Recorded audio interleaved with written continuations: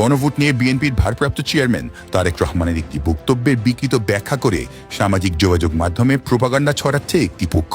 তারেক রহমান গণভোটের বিপক্ষে বলেননি, বরং যারা জাতীয় সংসদ নির্বাচনের দিন গণভোট না করে এর আগে আলাদাভাবে গণভোট চায় তাদেরকে অহেতুক অর্থ খরচের অপ্রয়োজনীয়তার কথা বলেছেন। তারেক রহমান বলেছেন, আলু চাষিরা এবার প্রায় ৩,০০০ কোটি টাকা লোকসানের আশঙ্কা করছেন।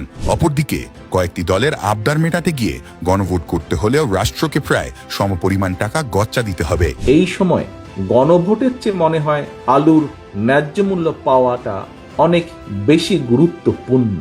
তারেক রহমান এটাই বলতে চেয়েছেন, জাতীয় সংসদ নির্বাচনের আগে আলাদাভাবে গণভোট করা শুধু অর্থেরই অপচয়। আলাদাভাবে গণভোট আয়োজন করতে ৩,০০০ কোটি টাকার বেশি লাগবে। এছাড়া সেদিন সরকারি ছুটি ঘোষণা করতে হবে। দেশে সবকিছু বন্ধ থাকলে একদিনের রাষ্ট্রের যে ক্ষতি হয় সেটার আর্থিক মূল্য আরো কয়েক গুণ বেশি। বর্তমানে কোনো পেঁয়াজ চাষি বা আলু চাষিকে যদি জিজ্ঞেস করা হয় আলাদা গণভোট চান নাকি গ্রামে একটা কোল্ড স্টোরেজ চান, তারা কেউই আগামী জাতীয় নির্বাচনের আগে গণভোট চাইবে না। কোল্ড স্টোরেজ যদি স্থাপন করা হয়, এটা বোধহয় কৃষকদের কাছে গণভোটের চেয়ে অনেক বেশি গ্রহণযোগ্য হবে।